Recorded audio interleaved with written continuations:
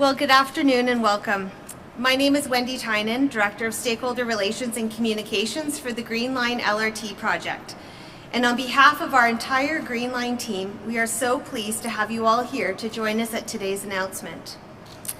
As we gather today, and in the spirit of respect and truth, we honor and acknowledge the traditional Treaty 7 territory of the Blackfoot Confederacy. We acknowledge the members of the Métis community, and specifically the Métis Nation Region 3.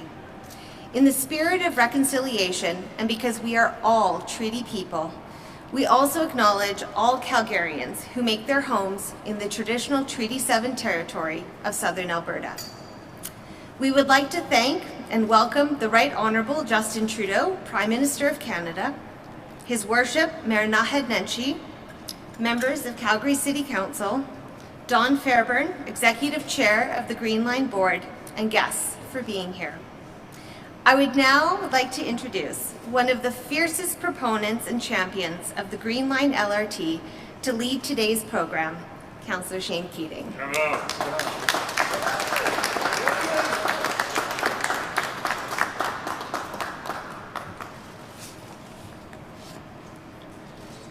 Well, I did not think that I would be part of a Green Line announcement before the next municipal election. However, here we are. So as the song states, I did it my way. So I apologize, Prime Minister, Your Worship. Sit back if you had a chair, relax, because this may take a while. I'm going to read a few chapters from a book that a few council members wrote called The Evolution of the Green Line. Very nice. He's not kidding. No, I'm not kidding. Chapter 1, Change of Direction. Once upon a time in the land not far from here, or actually it is here, in the Kingdom of Calgary, long, long ago in the year of 2010, 3 very green new councillors held a press conference where Keating, Carraw and Demong stated we're opposed to the status quo of receiving grants from other orders of government and spending them on many smaller projects rather than developing a fund for large projects like the next LRT. This led to a successful notice of motion I put forward that defeated administration's recommendations, setting a new direction. The City of Calgary realized that there was a new transit sheriff in town. 11 years ago, my hair was much darker, my midsection was much smaller, and the Green Line was a mere twinkle in my eye. From this new direction, a very humble beginning was conceived, and $12 million was set aside to complete a functional study of the Southeast Light Rail Transit Line and develop a transit-oriented development strategy. For now, your first intermission, the Right Honourable Justin Trudeau, Prime Minister of Canada.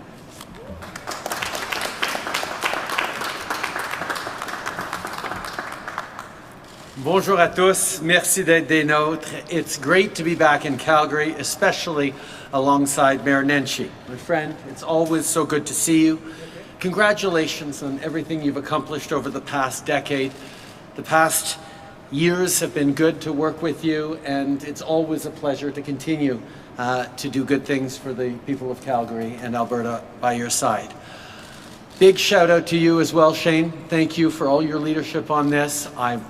We avoided it very carefully, but I almost wore the same outfit as you today, so we're glad we didn't hit that. But you have worked for years to make the Calgary LRT Green Line a reality. Thank you for being such a leader every step of the way alongside many others. Si vous avez déjà passé un peu de temps à Calgary, vous savez à quel point le transport collectif est important. C'est une ville en pleine croissance et elle a besoin d'infrastructures qui répondent à la demande. C'est exactement pour cela qu'on est ici aujourd'hui. If you live in the south of the city, you know all too well that getting downtown can be a real problem. So today, I've got some good news to share.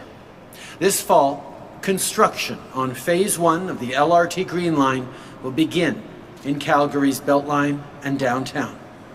We're also looking forward to working with the province and the city on Phase 2, which would see the line extended to the north to reach people in this part of Calgary as well. So what does that mean for you? Well, to begin, it means a faster, cheaper commute. No one wants to waste time and money idling in traffic. This will help you get you home to the kids sooner instead of stuck in traffic. Of course, investing in a major project like this also means investing in workers to plan, build, and then operate the line. During construction and design, we're creating 20,000 well-paying middle-class jobs. And once it's done, the Green Line will mean another 400 long-term positions for people in operations and maintenance. Un transport collectif plus efficace et la création de nouveaux emplois. C'est ça dont il est question avec l'annonce aujourd'hui. Et évidemment, les projets de transport en commun comme la ligne verte de Calgary ne sont pas seulement bons pour les gens et pour l'économie, les projets d'infrastructure verts sont aussi bons pour l'environnement. Stage 1 of the Green Line will cut pollution by tens of thousands of tons each year. That translates into cleaner air for the city. Some politicians continue to say that we have to choose between jobs and the environment. But a healthy environment and a strong economy really do go hand in hand. Of course, the over $1.5 billion we've invested in the Green Line is just one way we're fighting climate change, creating middle-class jobs, and supporting families here in Alberta. I think of the millions of dollars we've invested in the Calgary Airport Trail project. When I landed yesterday, I saw the great work happening. And as Mayor Nenshi told me, the airport trail is close to opening. That'll mean easy access for things like trucks and a boost to the local economy. Or take the announcement Minister Justin made just here in Calgary yesterday. We're investing in the Canada-Alberta housing benefit. This will help tens of thousands of low-income families make rent because everyone deserves a roof over their head. Pour les petites entreprises, that's a good effect, yeah. Pour les petites entreprises et les travailleurs de l'Alberta, on investit aussi. Tout comme on a soutenu les gens tout au long de cette pandémie, on va être là avec le soutien dont vous avez besoin pour vous relever après cette pandémie. À ce sujet, je vous rappelle que c'est aujourd'hui le premier jour pour présenter une demande dans le cadre du nouveau programme d'embauche pour la relance économique du Canada. C'est un programme spécialement conçu pour aider les entreprises durement touchées à embaucher les travailleurs dont elles ont besoin pour se rétablir et créer les bons emplois dont les Canadiens ont besoin pour prospérer. Si vous êtes un employeur, allez sur canada.ca pour voir comment vous pouvez être admissible. As a reminder, today is the first day to apply for the new Canada Recovery Hiring Program. To employers here in Alberta and across the country, check it out at canada.ca. As we move forward with the wage subsidy wind down, we actually created an incentive for small businesses to be able to hire on even more workers and make sure that our relaunching of the economy goes as quickly and as well as possible for everyone here in Alberta and right across the country. It's designed to help you and your team succeed. My friends, it all comes down to this. Whether you're a business owner, a commuter, a worker, or a parent, we've got your back. I know the last year and a half has been tough, and last week alone, Calgary faced a heat wave, flash floods, and a hailstorm. We're here for you. We made billions in major investments that are getting results for Albertans. We've supported everything from classrooms to essential workers to healthcare, and of course, vaccines are rolling out too. Over 78% of eligible Canadians have had a first dose, and over 42% have gotten a second dose. Add to that the fact that millions of vaccines are arriving this month, and there's lots of reasons to be very hopeful. We will beat this pandemic. We will put this crisis behind us, and with exciting projects like the Green Line, better days are definitely ahead. Merci tout le monde. Encore une fois, je suis très heureux d'être de retour à Calgary. Merci.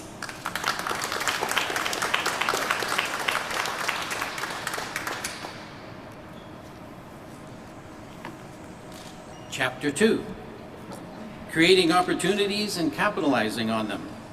For 3 years until 2013, I worked by inserting the Southeast LRT into every report, every paragraph, every sentence, and every thought, which brought us to the 2013 election and a $52 million question, the tax room, between the province of Alberta and the City of Calgary. The survey says that 83% of the respondents said keep the tax room and dedicate it to the Green Line, or at that time was the Southeast Transitway.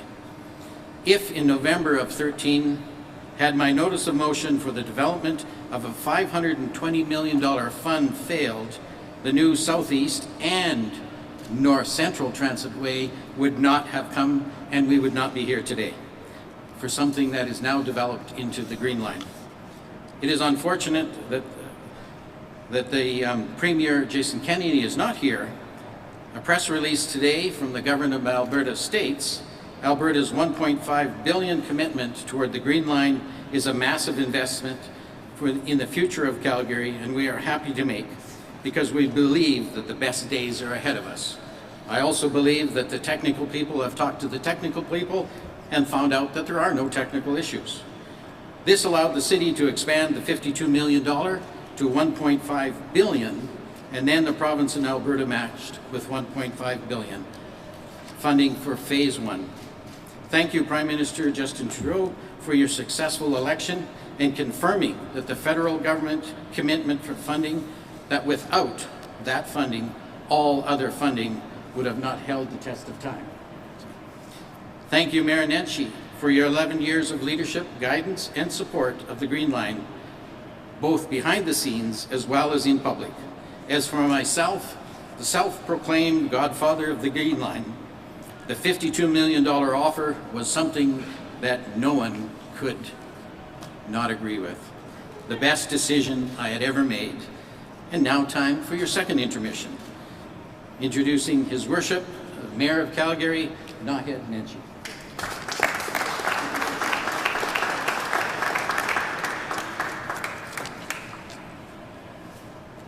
Well, thank you, Shane.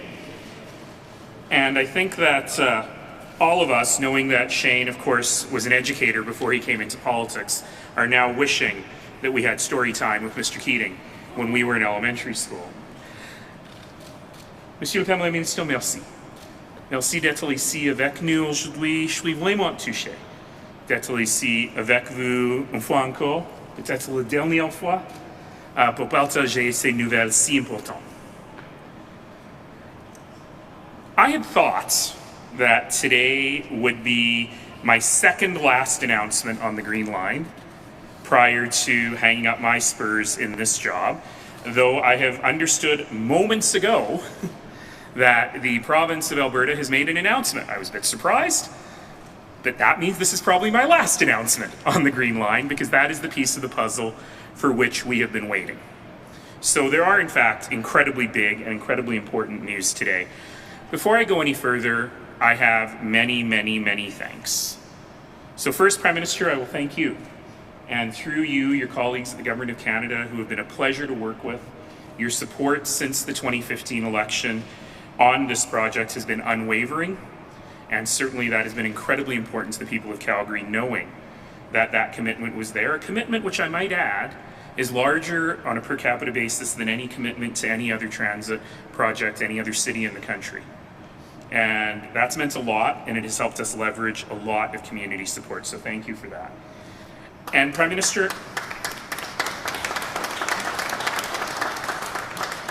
I also need to say something else, which is, as everyone knows, I wear purple every day, because I try to be nonpartisan, to try and bring red and blue together, but that also means that I give credit where credit is due. And Prime Minister, today I want to thank you personally for your extraordinary leadership and for the extraordinary leadership of the Government of Canada during this pandemic. It was touch and go for a long time. We were concerned as a nation that we didn't have vaccine production capacity, for example. We were concerned because we had allowed perhaps our pandemic response to wither away, thinking that this wouldn't be important. And it's not by accident that this nation has come through this pandemic better than most. It is not by accident that here in Calgary, in Alberta, and in Canada, we have the highest vaccination rates in the world, despite not having any domestic vaccination production. That doesn't just happen. It takes extraordinary leadership from civil servants, it takes extraordinary leadership from public health professionals, and it takes extraordinary leadership from politicians. So, Prime Minister, thank you. It's been a rough 15 months, but we all look forward to a more optimistic future.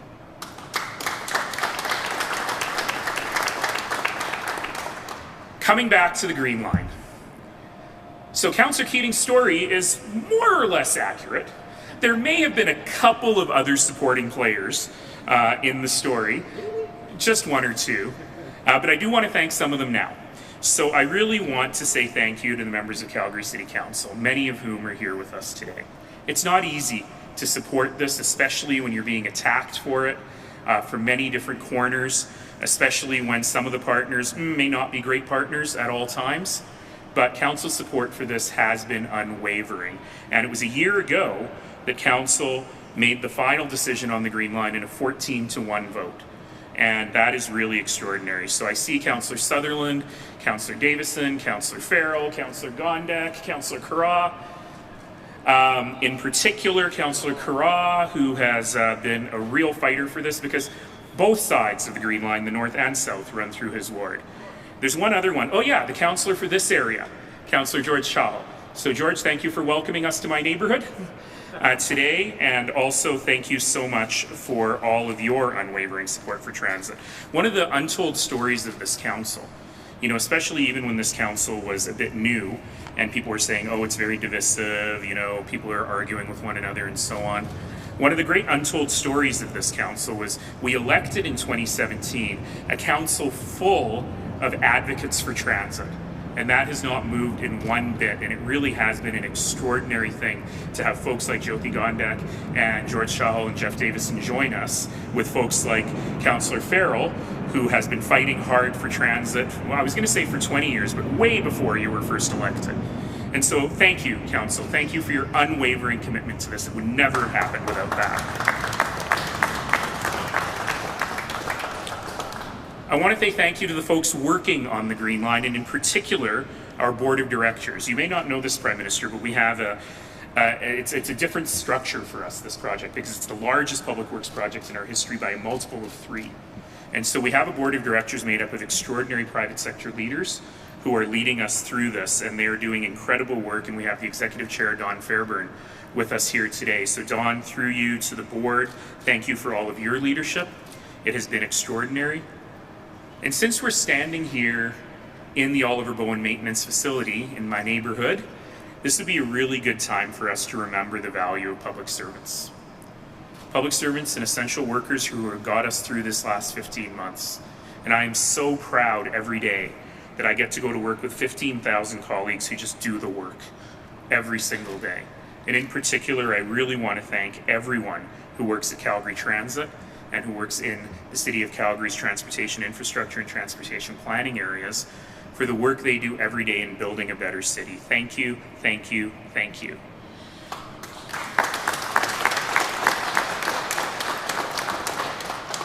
And I'm sure Chapter 3, Councillor Keating, will be about all the community advocates.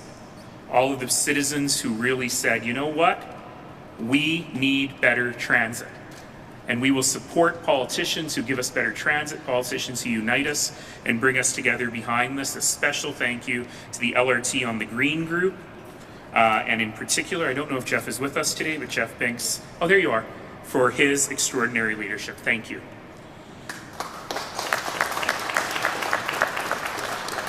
And you know, even though we get into politics sometimes on projects like this, and sometimes we're happy and sometimes we're less happy with our funding partners, it's important for us to remember that not only is this a historic funding commitment from the City of Calgary, 40% of the project, it is a historic funding commitment for the Government of Alberta and the Government of Canada. And the fact that they are willing to make those investments make a huge difference.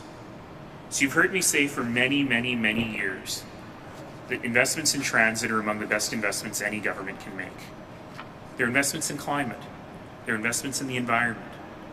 They're investments in social mobility. They're investments in quality of life. And sometimes they are small but meaningful, and sometimes they are gigantic but meaningful.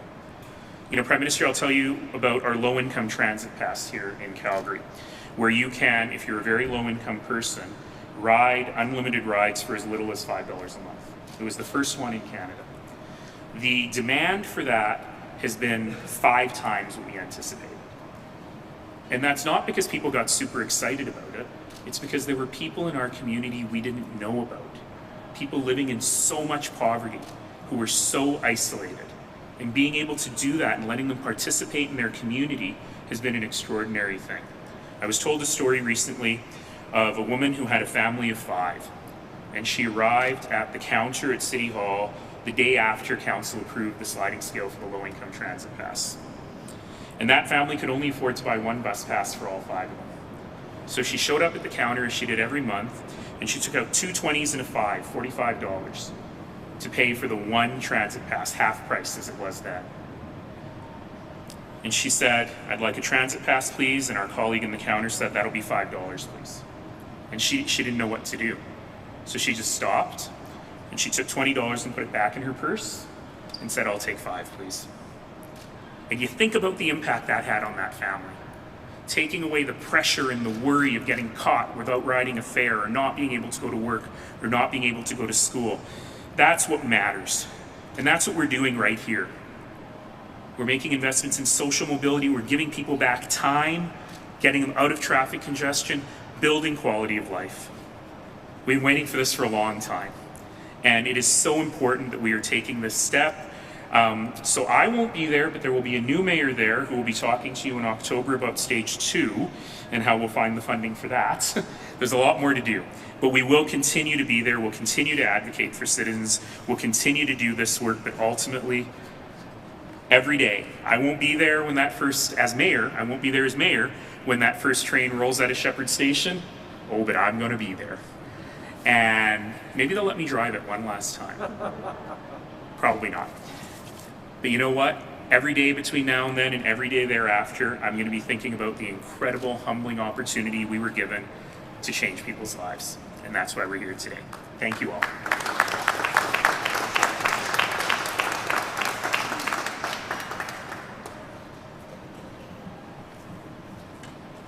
You're right, Your Worship. The story must unfold. So Chapter 3, developing a plan and facilitating the roll ahead of the Green Line. It's very satisfying to be here today. However, 1 year later than expected. We could have had a sod turning rather than a confirmation of funding and approval of the plan that was finalized almost 2 years ago. Identical to the plan approved by the Green Line Committee in June of 2020 and ratified by the City in July of 2020 by a vote of 14-1, with only Councillor Farkas voting against it. The Green Line Committee, myself as chair, Councillor Gondek as vice chair, Councillors Davison, Carraw, Sutherland, Farrell, and Mayor Nenshi have been steadfast in their formation of a final plan that as always was and will continue to be credible, functional, and deliver fantastic public transit for the next 100 years. We have to make sure that we also thank Jeff and many, many others like him who showed up on our doorsteps years ago with a duotang about notes about transit. And from that humble beginning, they were able to rally and bring together tens of community associations across the city, as well as hundreds of people to make sure that the Green Line would go forward. And he is just one example of the numerous individuals that came forward without question, and we have to make sure that all are there. We also have to look at past leaders. Mac Logan, Fabiola McIntyre, Michael Thompson, not past, still present, but we're doing well, and we appreciate them, and we want to make sure that they're done. The following chapters of this book will be written by others, and perhaps better than the authors.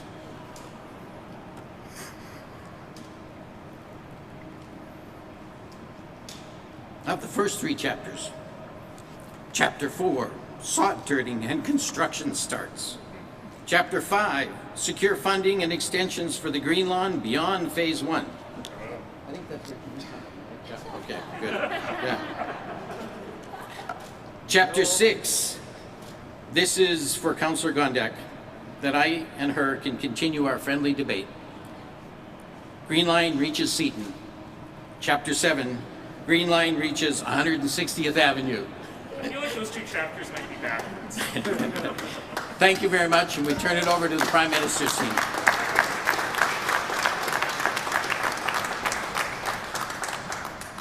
Thank you. We'll now go to questions from media.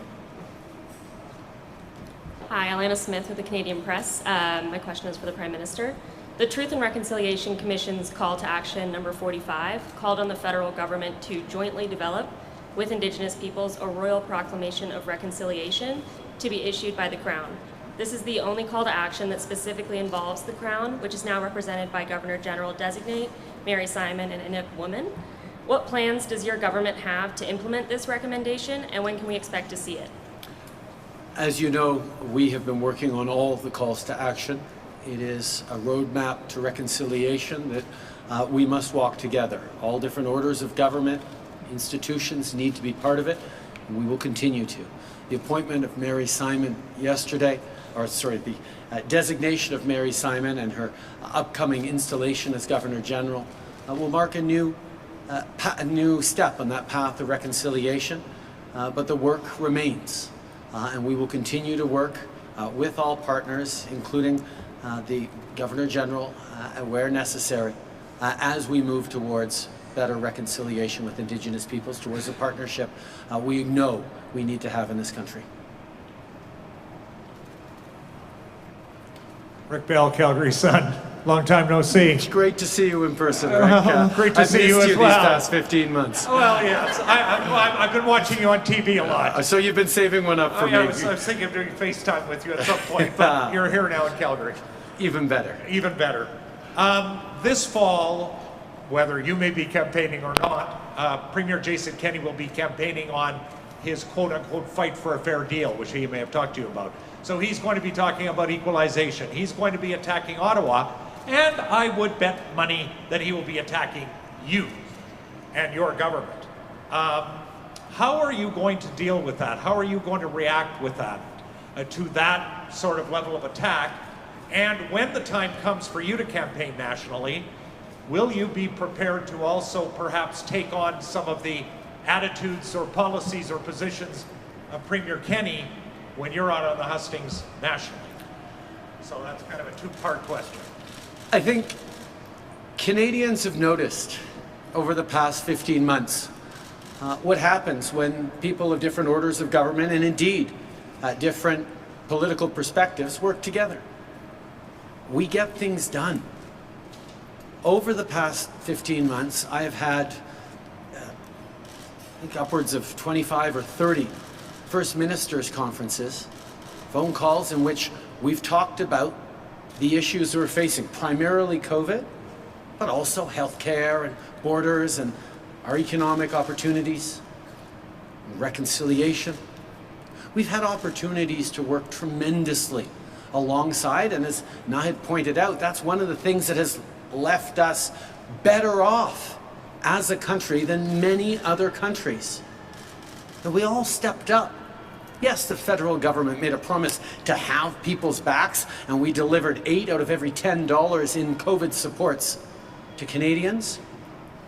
But the provinces played a really important role as well. We were happy to be there to support them.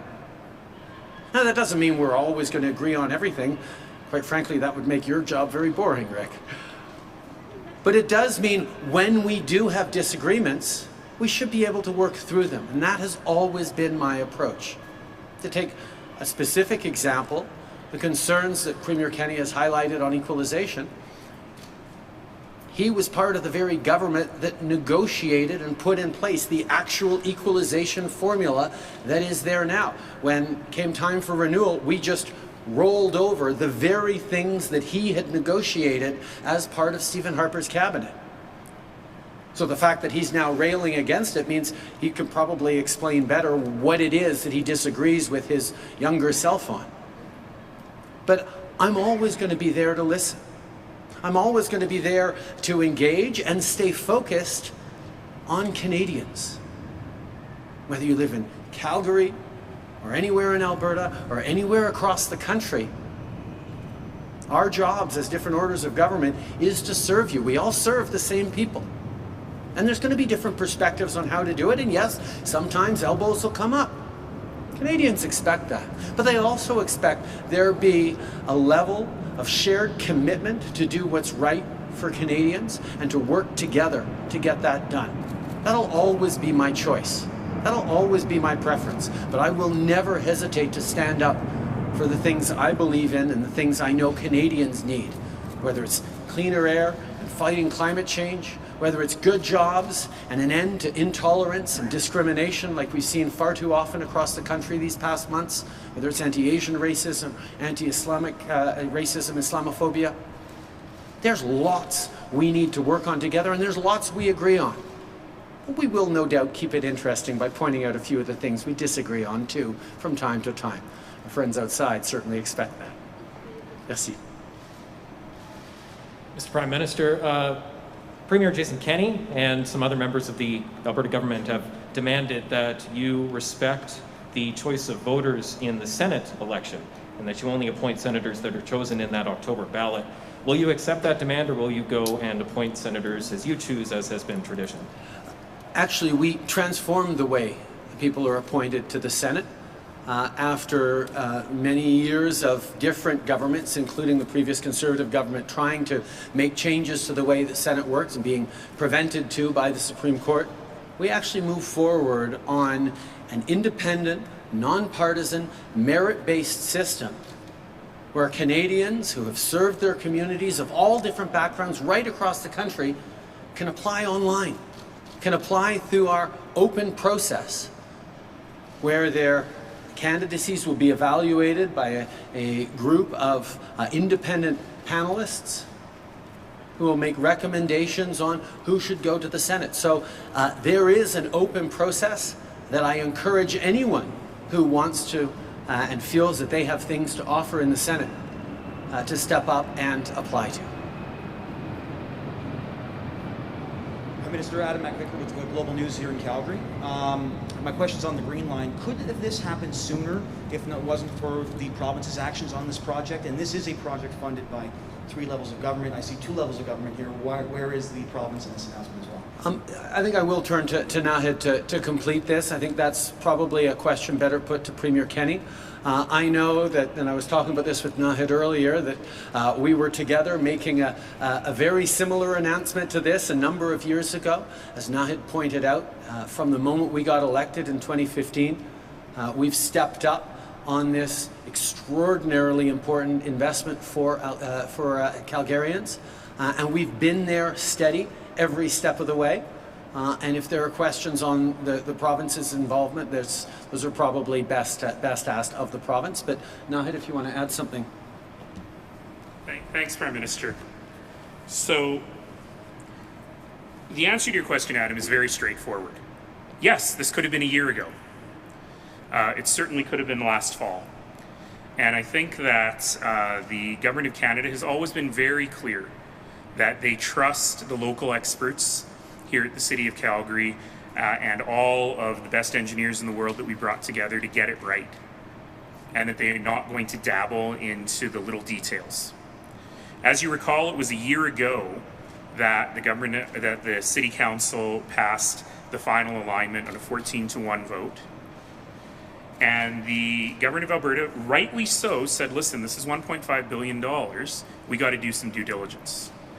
Now, in my career, in the private sector, that term due diligence means you're about to make a deal and you got to spend a couple weeks looking at the numbers and make sure everything's good to go.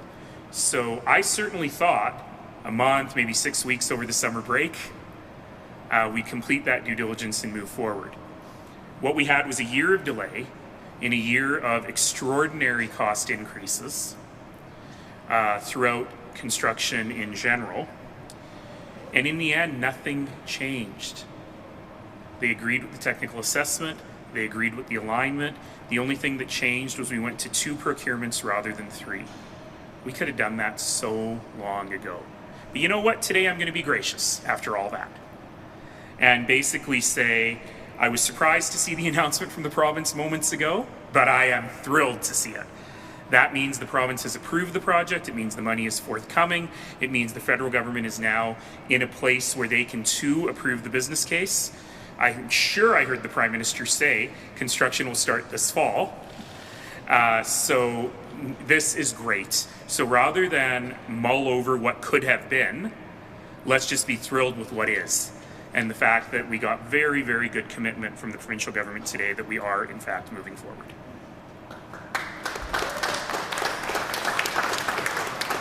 Chris, I assume you want him? Yes. All right. Thanks. Hi, Prime Minister. Chris Fark with the Calgary Herald. I understand pipelines was expected to come up in your discussions with the Premier this morning. I'm wondering, can you tell us what is the state of discussions with the U.S. Biden administration on the Line 5 dispute and attempts to resolve the dispute between Enbridge and Michigan? And maybe more specifically, if you can't resolve the dispute, would you look at using the binding arbitration provisions within the 1977 Transit Pipeline Treaty to resolve it? Thank you. Yes, we did talk about pipelines, the Premier and I. We mostly focused on TMX and the fact that it's moving forward well, and again, was pleased that the federal government stepped up and ensured that the Trans Mountain Pipeline expansion was able to move forward. But the concern that we all share about Line 5 is real. It is right now in a process of arbitration between the company and the state of Michigan.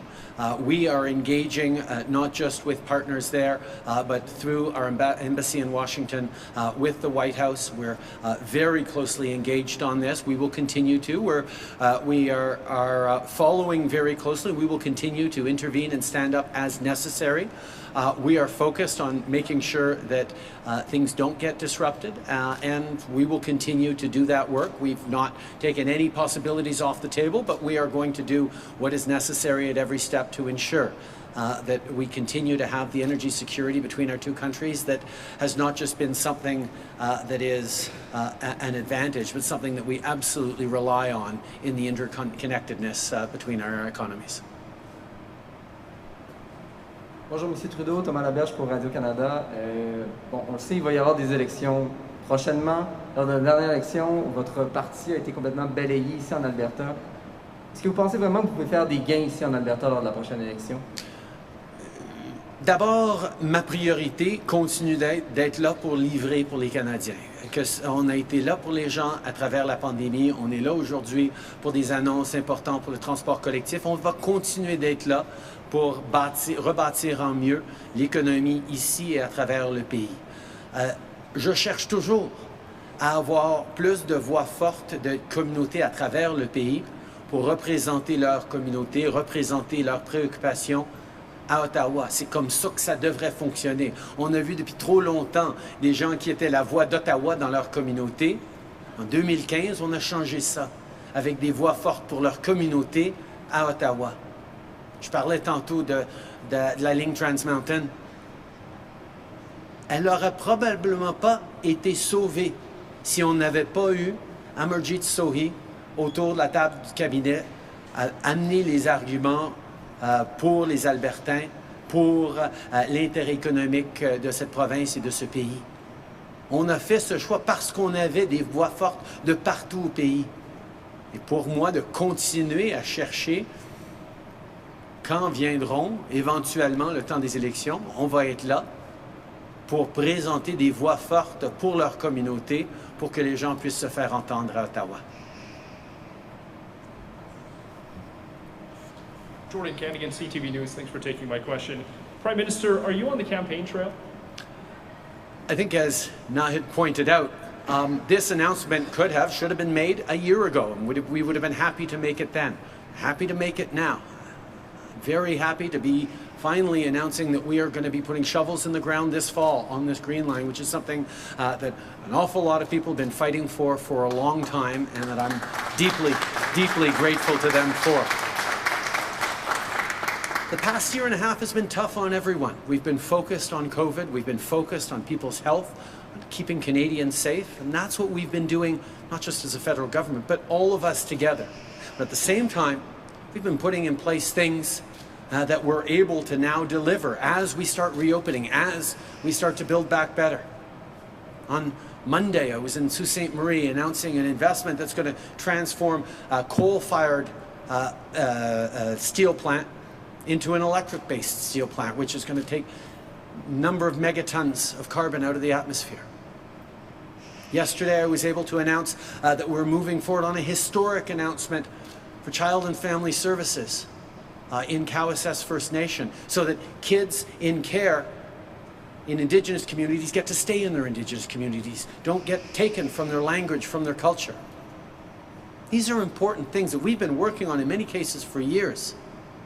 The work of government is to be there to serve people, and that's exactly what I'm going to continue to do today, tomorrow, and as long as Canadians will have me. Prime Minister, it's Scott Dibble from CBC here in Calgary. Can you comment in both languages on the events of the last 24 hours in Haiti, and does the Government of Canada recognize the new leadership? Thank you. Tout d'abord, laissez-moi exprimer mon horreur personnelle à l'assassinat du président Jovenel Moïse. C'est quelque chose, une violence qu'on ne veut jamais voir nulle part, et nous sommes extrêmement préoccupés par cet acte inacceptable, et nous allons continuer d'être là pour le peuple haïtien qui passe, on va se le dire, des années très difficiles, une situation politique qui est difficile depuis longtemps, mais le Canada a longtemps été ami à Haïti et surtout aux Haïtiens, et on va continuer de l'être même pendant ces moments difficiles, surtout pendant ces moments difficiles. I want to first express my utmost condemnation and horror at the assassination of President Jovenel Moïse in Haiti. It is absolutely unacceptable and not something anyone wants to see anywhere in the world. Canada has been and will continue to be a close friend to the Haitian people, there to support, there to help, there as a partner. We've had a number of difficult years, including politically. Canada has continued to be there for them, and we will continue into the coming difficult months to stand with the people of Haiti and move towards greater stability and greater opportunity for everyone. Kelly Kreiderman, Globe and Mail. Prime Minister, you said you're not in campaign mode, but we have seen a number of announcements. We've seen you critical of Jason Kenney's policies today. Should Canadians be, we've seen case counts low for COVID right now. Should Canadians be expecting an election this summer and preparing for an election this summer? I think Canadians should be and can be expecting that their elected leaders work hard for them every single day. The announcement we're making today, the announcements I've made earlier in the week, the work we continue to do to deliver for Canadians as we come out of this pandemic is something we've been talking about and working on for a long time. People ask me, if the announcement yesterday on child and family services being given to, control over child and family services being given back to the community of Cowessess First Nation in Saskatchewan was either a campaign commitment or an election promise or a response to the terrible discoveries in Cowessess of a few weeks ago. That's actually something we've been working on for years. Co-developing Bill 92, Child and Family Services legislation, recognizing that Indigenous kids represent a far too large proportion of kids in care across this country, and that being in foster care usually means, for Indigenous kids, removing them from their language, from their culture. And that's what we put an end to in Cowessess with that announcement yesterday. These are things like the Green Line that are going to make a real, tangible difference in people's lives, right particularly at this moment as we're reopening our economies. I'm going to continue to focus on shortening people's commutes, on protecting their kids, on fighting climate change and creating good jobs. These are the things we were elected to do in 2019. These are the things we were elected to do in 2015. And there's still a lot more to do. We're going to keep working on it.